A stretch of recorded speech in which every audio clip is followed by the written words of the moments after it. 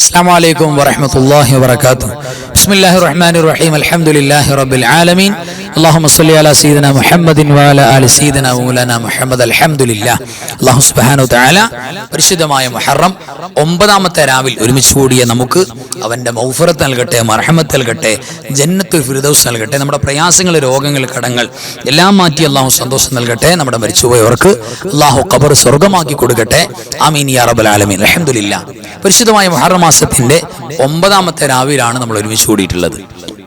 ഇന്നത്തെ രാവിന്റെ പ്രത്യേകത എന്താണെന്ന് ചോദിച്ചാൽ, നാളെ പരിശുദ്ധമായ മുഹറം 9-ന്റെ പകലാണ് എന്ന് പറഞ്ഞാൽ താസുആഇന്റെ പകൽ. അപ്പൊ താസുആഇന്റെ രാവ്, മുഹറം 9-ന്റെ രാവാണ് ഇന്നത്തെ രാവ്. ഇന്നത്തെ രാവിന് വല്ലാത്ത പോരിശയുണ്ട്. നാളത്തെ പകലെ നോമ്പിന് വല്ലാത്ത പോരിശയുണ്ട്. ലഇൻ ബഖീതു ഇലാ ഖാബിലിൻ ലഅസുമന്ന താസിഅ. എനിക്ക് ആയുസ് ഉണ്ടെങ്കിൽ, അടുത്ത കൊല്ലം ഞാൻ ഹയാത്തിലുണ്ടെങ്കിൽ നാളത്തെ നോമ്പ് പിടിക്കും. പരിശുദ്ധമായ മുഹറം 9-ന്റെ നോമ്പ് പിടിക്കും, താസുആഇന്റെ നോമ്പ് പിടിക്കുമെന്ന് പുണ്യനബി പറഞ്ഞു സ്വല്ലല്ലാഹു അലൈഹി വസല്ലം. കേറി വന്ന പരിശുദ്ധമായ റബീഉൽ അവ്വൽ വഫാത്തായി പോയി. അപ്പൊ അവിടുന്ന് പിടിക്കാൻ വല്ലാത്ത കൊതിച്ച, വല്ലാത്ത പോരിശയുള്ള നോമ്പാണ് മുഹറം 9-ന്റെ നോമ്പ്. അതിനെന്താ, നാളത്തെ നോമ്പിന് ഇന്ന് നമ്മൾ നിയ്യത്തുകാരാകണം, നിയ്യത്തുണ്ടാകണം. എന്താ നിയ്യത്ത്? അല്ലാഹുവേ, മുഹറം 9-ന്റെ സുന്നത്ത് നോമ്പ് നാളെ ഞാൻ അനുഷ്ഠിക്കാൻ കരുതിയിരിക്കുന്നു റബ്ബേ. നോമ്പ് പിടിക്കാൻ ആഗ്രഹിക്കുന്ന എല്ലാവരുടെ കൽബിൽ ഈ ഒരു ചിന്ത ഉണ്ടെങ്കിൽ നാളത്തെ നോമ്പിന്റെ എല്ലാ കൂലിയും നമുക്ക് നേടാം. പിന്നെ കള്ളാ വീട്ടാനുള്ളവരുണ്ടെങ്കിൽ നാളെ എന്റെ നഷ്ടപ്പെട്ടു പോയ റമളാന്റെ ഒരു നോമ്പ് ഞാൻ കള്ളാ വീട്ടാൻ കരുതുന്നു എന്ന് എത്തിയതാൽ ആ കൂലി നേടാം. അൽഹംദുലില്ലാഹ്. ഓക്കെ, അപ്പോൾ ആ നിയ്യത്ത് കൽബിൽ കൊണ്ടുവരിക. ഇന്ന് പ്രത്യേകിച്ച് മുഹറം 9-ന്റെ താസുആഇന്റെ രാത്രിയിൽ പ്രത്യേകം ചൊല്ലേണ്ട, പരിഗണിക്കേണ്ട ദിക്ർ ദുആകൾ നമുക്ക് ചൊല്ലണം. ആദ്യമായി പരിശുദ്ധമായ സൂറത്തുൽ മുൽക്കാണ്. അത് തെറ്റുകൂടാതെ എൻ്റെ കൂടെ പാരായണം ചെയ്യാം. ബിസ്മില്ലാഹിർ റഹ്മാനിർ റഹീം. تبارك الذي بيده الملك وهو على كل شيء قدير الذي خلق الموت والحياة ليبلوكم أيكم أحسن عملا وهو العزيز الغفور الذي خلق 7 سماوات طباقا ما ترى في خلق الرحمن من تفاوت فارجع البصر هل ترى من فطور ثم ارجع البصر كرتين ينقلب إليك البصر خاسئا وهو حسير ولقد زينا السماء الدنيا بمصابيح وجعلناها رجوما للشياطين واعتدنا لهم عذاب السعير وللذين كفروا بربهم عذاب جهنم وبئس المصير إذا ألقوا فيها سمعوا لها شهيقا وهي تفور تكاد تميز من الغيظ كلما ألقي فيها فوج سألهم خزنتها ألم يأتكم نذير قالوا بلى قد جاءنا نذير فكذبنا وقلنا ما نزل الله من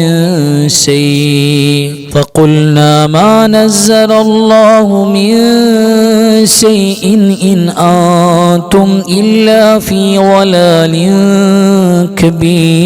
كبير وقالوا لو كنا نسمع أو نعقل ما كنا في أصحاب السعير فاعترفوا بذنبهم فسحقا لأصحاب السعير إن الذين يخشون ربهم بالغيب لهم مغفرة وأجر كبير وأسروا قولكم أو اجهروا به إنه عليم بذات الصدور ألا يعلم من خلق وهو اللطيف الخبير هو الذي جعل لكم الأرض ذلولا فامشوا في مناكبها وكلوا من رزقه وإليه النشور أأمنتم من في السماء أن يخسف بكم الأرض فإذا هي تمور أم أمنتم من في السماء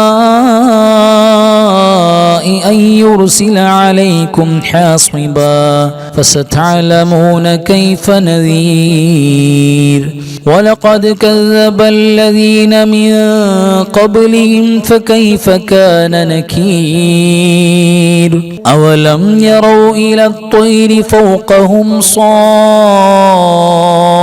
صافات ويقبضن ما يمسكهن إلا الرحمن إنه بكل شيء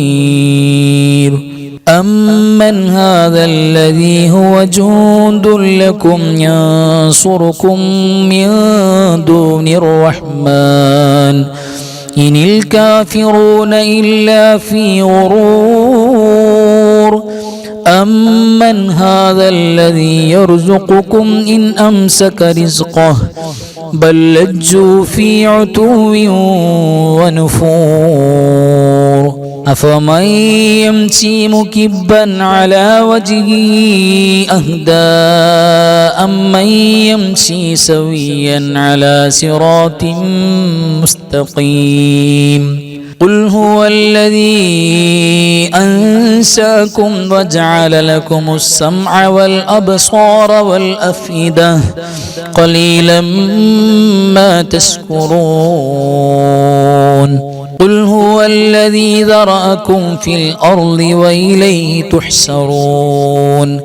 ويقولون متى هذا الوعد إن كنتم صادقين قل إنما العلم عند الله وإنما أنا نذير مبين فلما رأوه زلفة سيئت وجوه الذين كفروا وقيل هذا الذي كنتم به تدعون قل أرأيتم إن أهلكني الله ومن معي أو رحمنا فمن يجير الكافرين من عذاب أليم قل هو الرحمن آمنا به وعليه توكلنا فستعلمون من هو في ضلال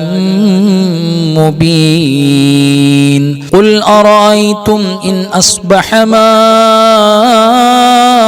ماؤكم غورا فمن يأتيكم بماء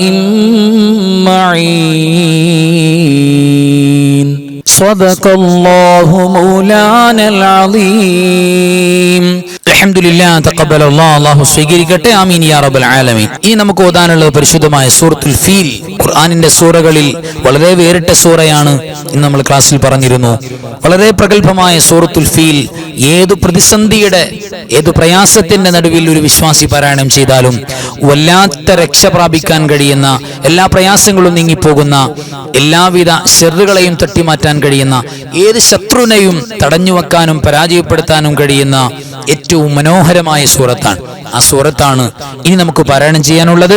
അതൊരു 11 വട്ടം അൽഹംദുലില്ലാഹ് തെറ്റുകൂടാതെ അതിന്റെ കൂടെ നിങ്ങൾ പാരായണം ചെയ്യാം. ബിസ്മില്ലാഹിർ റഹ്മാനിർ റഹീം അലം തറ കൈഫ ഫഅല റബ്ബുക ബിഅസ്ഹാബിൽ ഫീൽ അലം യജ്അൽ കൈദഹും ഫീ തളീൽ وأرسل عليهم طيرا أبابيل ترميهم بحجارة من سجيل فجعلهم كعصف مأكول بسم الله الرحمن الرحيم ألم تر كيف فعل ربك بأصحاب الفيل ألم يجعل كيدهم في تضليل وأرسل عليهم طيرا أبابيل ترميهم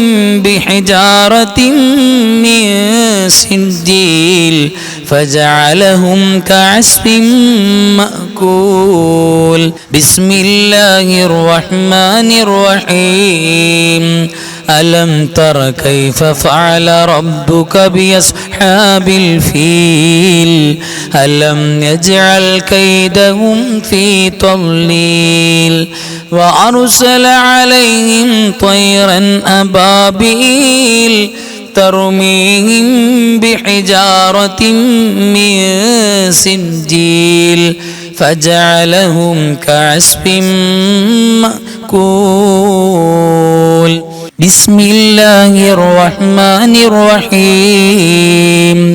ألم تر كيف فعل ربك بأصحاب الفيل ألم يجعل كيدهم في تضليل وأرسل عليهم طيرا أبابيل ترميهم بحجارة من سجيل فجعلهم كعصف مأكول بسم الله الرحمن الرحيم ألم تر كيف فعل ربك بأصحاب الفيل ألم يجعل كيدهم في تضليل وأرسل عليهم طيرا أبابيل ترميهم بحجارة من سجيل فجعلهم كعصف مأكول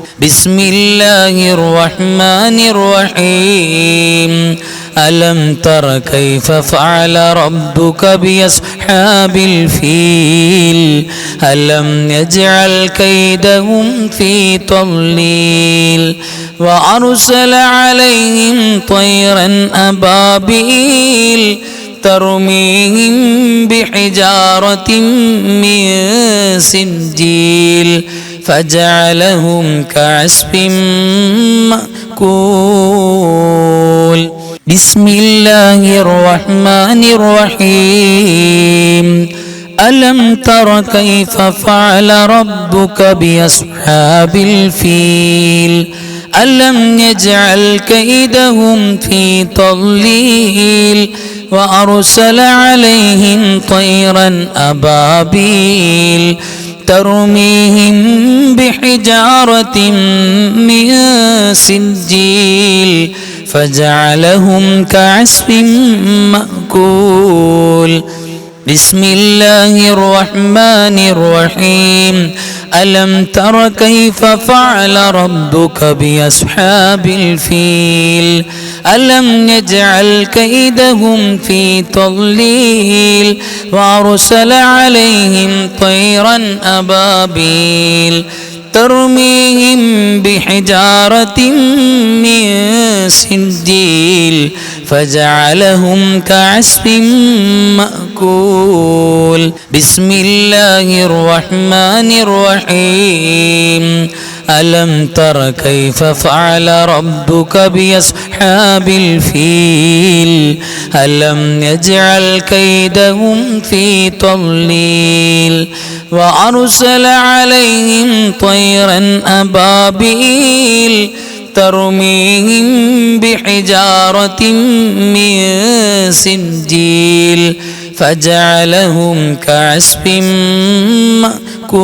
مأكول بسم الله الرحمن الرحيم ألم تر كيف فعل ربك بأصحاب الفيل ألم يجعل كيدهم في تضليل وأرسل عليهم طيرا أبابيل ترميهم بحجارة من سجيل فجعلهم كعصف مأكول بسم الله الرحمن الرحيم ألم تر كيف فعل ربك بأصحاب الفيل ألم يجعل كيدهم في تضليل وأرسل عليهم طيرا أبابيل ترميهم بحجارة من سجيل فجعلهم كعصف مأكول. صدق الله مولانا العظيم. തഖബ്ബൽ അല്ലാഹു സ്വീകരിക്കട്ടെ. ആമീൻ യാ റബ്ബൽ ആലമീൻ. ഇനി നമുക്ക് ഓതാനുള്ളത് പരിശുദ്ധമായ മുഹറം മാസത്തിന്റെ ആദ്യത്തെ 10 ദിവസങ്ങളിൽ രാവും പകലും സജീവമായി മഹാനായ യൂനുസ് നബി അലൈഹി സ്വലാത്തു വസ്സലാം കൊണ്ടു നടന്നിരുന്ന അവിടുത്തെ എല്ലാ വിജയത്തിന്റെയും സന്തോഷത്തിന്റെയും കാരണമായിട്ടുള്ള പരിശുദ്ധമായ ദിക്റാണ്. പരിശുദ്ധ റസൂൽ സ്വല്ലല്ലാഹു അലൈഹി വസല്ലം തങ്ങൾ മുഅ്മിനീങ്ങൾ എമ്പാടും ചൊല്ലണമെന്ന് ആഗ്രഹിച്ച കൊതിച്ച ദിക്റാണ്.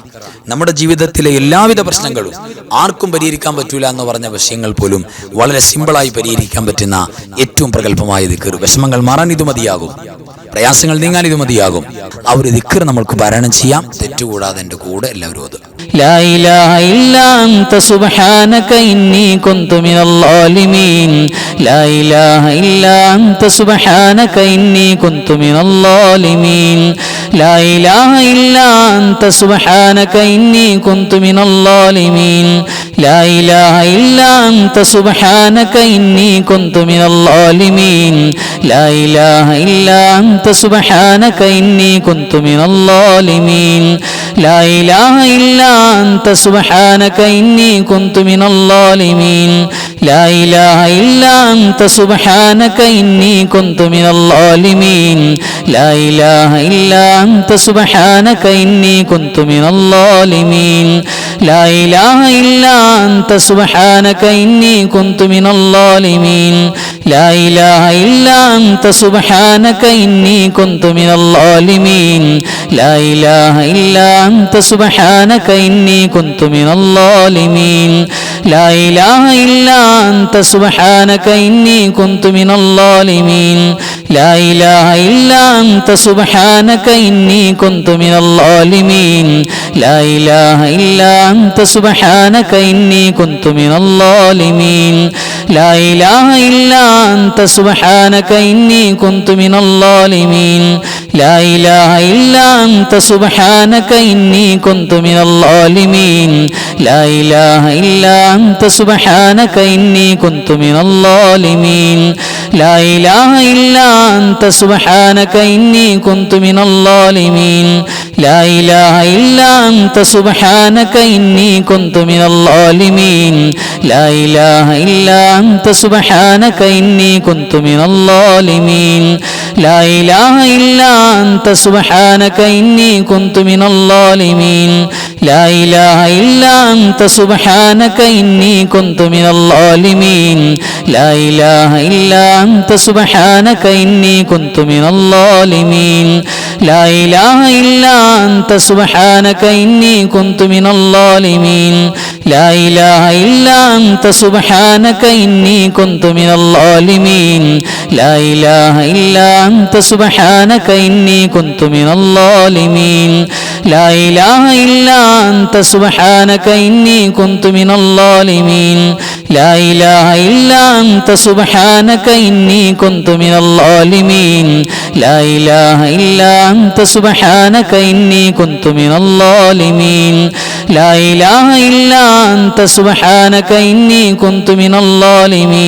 لا إله إلا أنت سبحانك إني كنت من الظالمين. لا إله إلا أنت سبحانك إني كنت من الظالمين. لا إله إلا أنت سبحانك إني كنت من الظالمين. لا إله إلا أنت سبحانك إني كنت من الظالمين. لا إله إلا أنت سبحانك إني كنت من الظالمين. لا إله إلا أنت سبحانك إني كنت من الظالمين. لا إله إلا أنت سبحانك إني كنت من الظالمين. لا إله إلا أنت سبحانك إني كنت من الظالمين. لا إله إلا أنت سبحانك إني كنت من الظالمين. لا إله إلا أنت سبحانك إني كنت من الظالمين.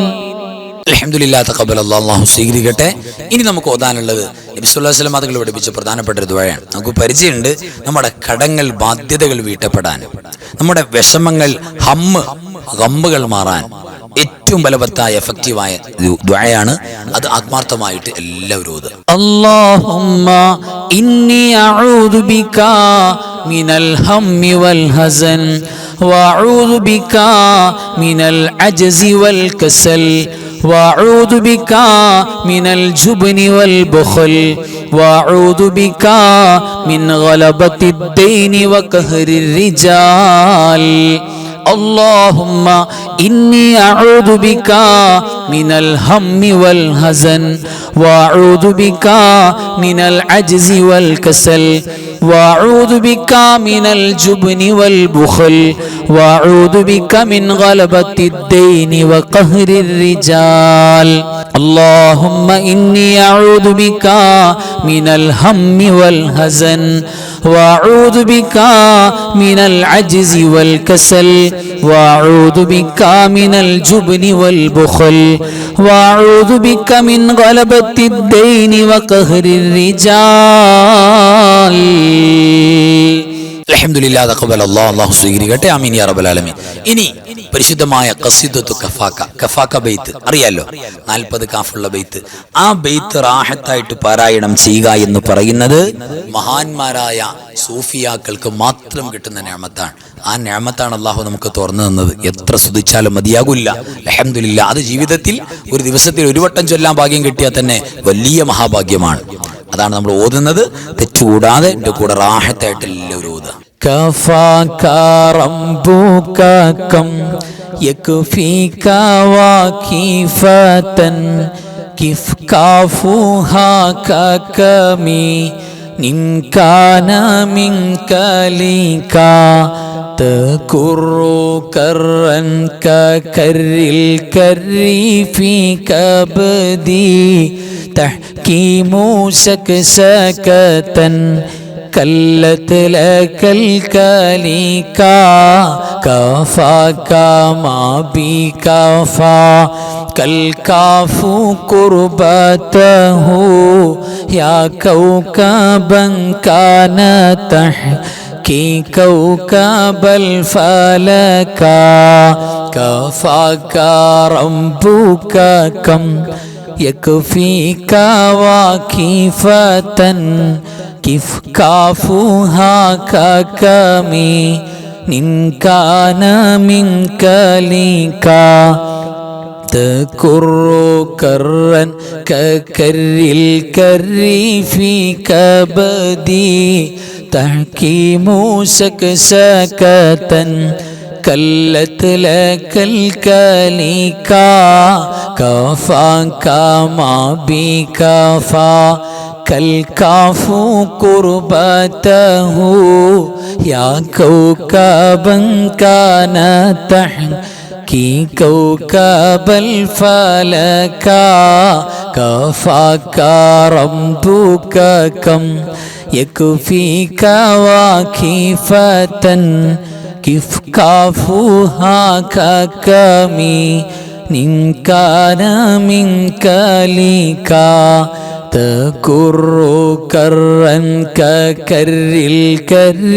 في كبدي تحكيم سكسكة كلت لك الكليكا كفاك ما بكفا كالكاف قربته يا كوكبا كان تحكي كوكب الفلكا. അൽഹംദുലില്ലാഹ്. ഇനി നമുക്ക് ചൊല്ലാനുള്ളത് പരിശുദ്ധമായ അസ്മാഉൽ ഹുസ്നയിലെ ഏറ്റവും പ്രഗൽഭമായ നാമം എന്ന് മുഫസ്സിറുകൾ പറഞ്ഞിട്ടുള്ള, അതായത് ഇസ്മുൽ ആലമാണ്. അത് കഴിഞ്ഞിട്ട് നിങ്ങൾ എന്ത് ചോദിച്ചാലും അള്ളാഹു നൽകും. അത് ചൊല്ലിയിട്ടുള്ള മജ്ലിസ് അള്ളാഹിന്റെ പ്രത്യേക നോട്ടുണ്ടാകും എന്ന് പറഞ്ഞിട്ടുള്ള ഇസ്മാണ് യാദൽ ജലാലി വൽ ഇക്റാം. അത് ആത്മാർത്ഥമായിട്ട് എൻ്റെ കൂടെ പറയാം.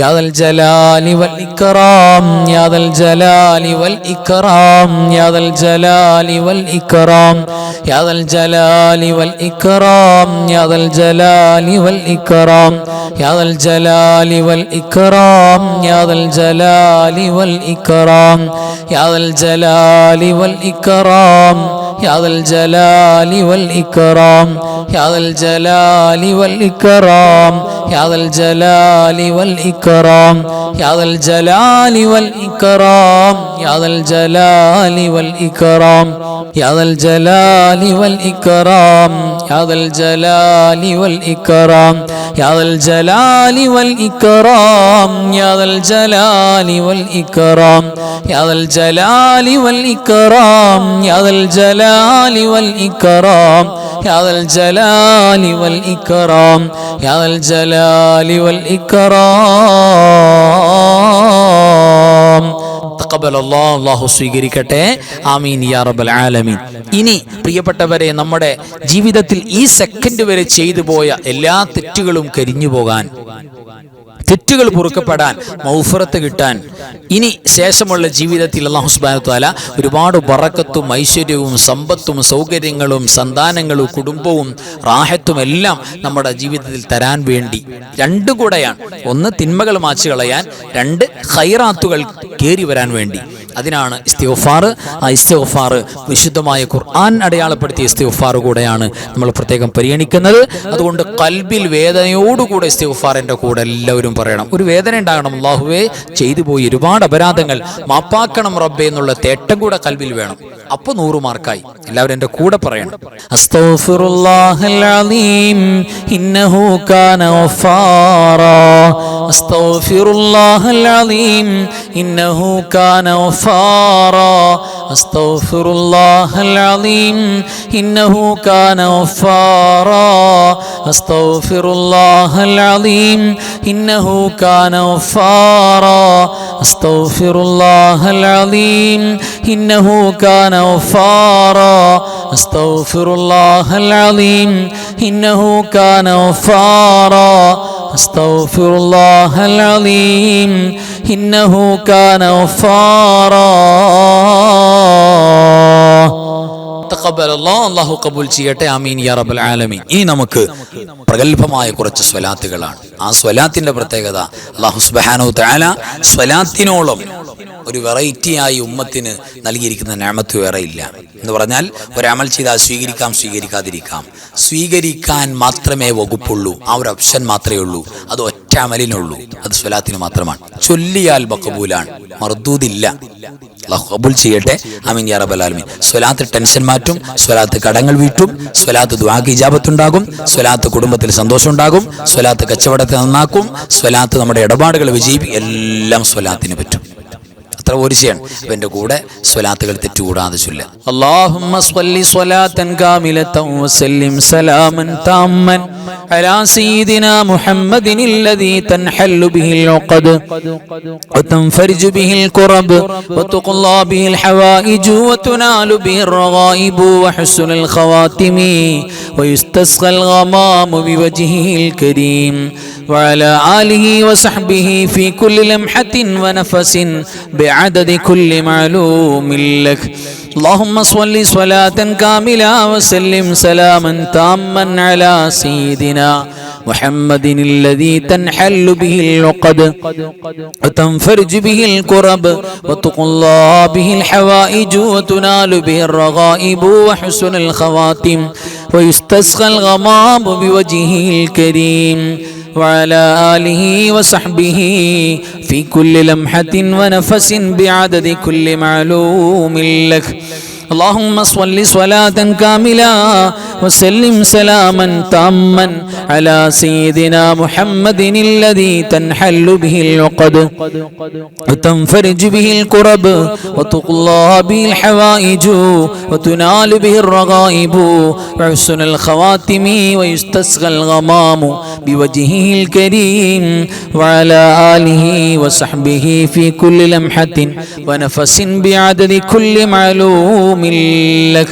اللهم صل وسلم وبارك على سيدنا محمد الفاتح لما ولق والخاتم لما سبق الناصر الحق بالحق والهادي إلى صراطك المستقيم صلى الله عليه وعلى آله حق قدره ومقداره العظيم. اللهم صل وسلم وبارك على سيدنا محمد الفاتح لما غلق والخاتم لما سبق الناصر الحق بالحق والهادي إلى صراطك المستقيم صلى الله عليه وعلى آله حق قدره ومقداره العظيم. اللهم صل وسلم وبارك على سيدنا محمد الفاتح لما غلق والخاتم لما سبق الناصر الحق بالحق والهادي إلى صراطك المستقيم صلى الله عليه وعلى آله حق قدره ومقداره العظيم. اللهم صل على سيدنا محمد وعلى آل سيدنا محمد كما صليت على إبراهيم وعلى آل إبراهيم وبارك على سيدنا محمد وعلى آل سيدنا محمد كما باركت على إبراهيم وعلى آل إبراهيم في العالمين إنك حميد مجيد. اللهم صل على سيدنا محمد وعلى آل سيدنا محمد كما صليت على إبراهيم وعلى آل إبراهيم وبارك على سيدنا محمد وعلى آل سيدنا محمد كما باركت على إبراهيم وعلى آل إبراهيم في العالمين إنك حميد مجيد. اللهم صل على سيدنا محمد وعلى آل سيدنا محمد كما صليت على إبراهيم وعلى آل إبراهيم وبارك على سيدنا محمد وعلى آل سيدنا محمد كما باركت على إبراهيم وعلى آل إبراهيم في العالمين إنك حميد مجيد. اللهم صل على النور واهله اللهم صل على النور واهله اللهم صل على النور واهله اللهم صل على النور واهله اللهم صل على النور واهله اللهم صل على النور واهله اللهم صل على النور واهله اللهم صل على النور واهله اللهم صل على النور واهله اللهم صل على النور واهله اللهم صل على النور واهله اللهم صل على النور واهله اللهم صل على النور واهله. تقبل الله آمين يا رب العالمين. അല്ലാഹു കബൂൽ ചെയ്യട്ടെ. അൽഹംദുലില്ലാഹ് തഖബ്ബൽ അല്ലാഹ്. അല്ലാഹു നമ്മൾ ചൊല്ലിയതും പറഞ്ഞതൊക്കെ സ്വീകരിക്കട്ടെ. ആമീൻ യാ റബ്ബൽ ആലമീൻ. ഇനി നമുക്കൊരു സൂറത്തുൽ ഫാത്തിഹ ഒറ്റവട്ടം പാരായണം ചെയ്യാം. അത് ആർക്ക് വേണ്ടിയാ? നമുക്ക് വേണ്ടി. ആദ്യം അല്ലാഹു എൻ്റെ ജീവിതത്തിലും ഞാൻ മരിച്ച ഖബറിൽ പോയാലും അതിൻ്റെ കൂലി കിട്ടണം. രണ്ടാമത് അല്ലാഹുവേ ഈ പരിശുദ്ധമായ സൂറത്തുൽ ഫാത്തിഹയുടെ മിഥില സവാബ് കൂലി എൻ്റെ മരിച്ചുപോയ മാതാപിതാക്കൾ, ഭാര്യ, ഭർത്താക്കന്മാർ, മക്കള്, കൂട്ടുകുടുംബാദികൾ, അയൽവാസികൾ, വേണ്ടപ്പെട്ട എല്ലാവർക്കും, എല്ലാ മുഅ്മിനീങ്ങളും മുഅ്മിനാത്തുകൾക്കും എൻ്റെ ഉസ്താദുമാർക്കും ഒക്കെ നീ കൊടുക്കണേ റബ്ബേ എന്നുള്ള നിയ്യത്തിൽ, അതോടൊപ്പം ഈ പരിശുദ്ധമായ മുഹറം മാസത്തിൽ വഫാത്തായി പോയ മുഴുവൻ സ്വാലിഹീങ്ങളെയും നിയ്യത്ത് ചെയ്യുക കൽബിൽ. അൽഹംദുലില്ലാഹ്. അങ്ങനെ ഒരു നിയ്യത്തിൽ ഒറ്റ ഫാത്തിഹ എല്ലാവരും എൻ്റെ കൂടെ. أعوذ بالله من الشيطان الرجيم. بسم الله الرحمن الرحيم. الحمد لله رب العالمين الرحمن الرحيم مالك يوم الدين إياك نعبد وإياك نستعين اهدنا الصراط المستقيم صراط الذين أنعمت عليهم غير المغلوب عليهم ولا الضالين آمين. بسم الله الرحمن الرحيم. قل هو الله أحد الله الصمد لم يلد ولم يولد ولم يكن له كفوا أحد. بسم الله الرحمن الرحيم. قل هو الله أحد الله الصمد لم يلد ولم يولد ولم يكن له كفوا أحد. بسم الله الرحمن الرحيم. قل هو الله أحد الله الصمد لم يلد ولم يولد ولم يكن له كفوا أحد. بسم الله الرحمن الرحيم. قل أعوذ برب الفلق من شر ما خلق ومن شر غاسق إذا وقب ومن شر النفاثات في العقد ومن شر حاسد إذا حسد بسم الله الرحمن الرحيم قل أعوذ برب الناس ملك الناس إله الناس من شر الوسواس الخناس الذي يوسوس في صدور الناس من الجنة والناس الحمد لله الذي أنعم علينا بالإيمان وهدانا إلى دين الإسلام حمدا يوافي نعمه ويكافئ مزيدا اللهم صل على سيدنا محمد وعلى آل سيدنا ومولانا محمد أرحم الراحمين الملك الجبار يا سيداയ കരുണക്കടലായ കരുണാവാരിധിയായ അല്ലാഹ് നിങ്ങൾ ഓതിയതും പറഞ്ഞതും പങ്കെടുത്തതും നീ സ്വീകരിക്കണേ അല്ലാഹ്. എല്ലാറ്റിൻ്റെയും മിഥിൽ സവാബ് ഹബീബായ മുഹമ്മദ് മുസ്തഫ സ്വല്ലല്ലാഹു അലൈഹി വസല്ലമ തങ്ങളുടെ പുണ്യ റൗള ശരീഫിലേക്ക് എത്തിക്കണേ അല്ലാഹ്. അമ്പിയാക്കൾ, ഔലിയാക്കൾ, സ്വാലിഹീങ്ങൾ, സുഹദാക്കൾ, ഖൈർ ഇൽമ സ്വലാഹിൻ്റെ ആളുകൾ, ഞങ്ങളുടെ മരണപ്പെട്ടു പോയ മാതാപിതാക്കൾ, വല്ലുപ്പമാർ, വല്ലുമ്മമാർ, കാരണവന്മാർ, ഉസ്താദുമാർ, റബ്ബേ എല്ലാവരുടെ ഹദറത്തിലേക്കും എത്തിക്കണേ അല്ലാഹുവേ.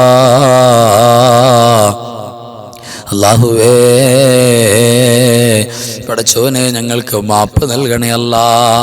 ഈ പരിശുദ്ധമായ രാവിലെ ഞങ്ങളുടെ തേട്ടത്തിന് ഇജാബത്ത് തരണേ അല്ലാഹ്.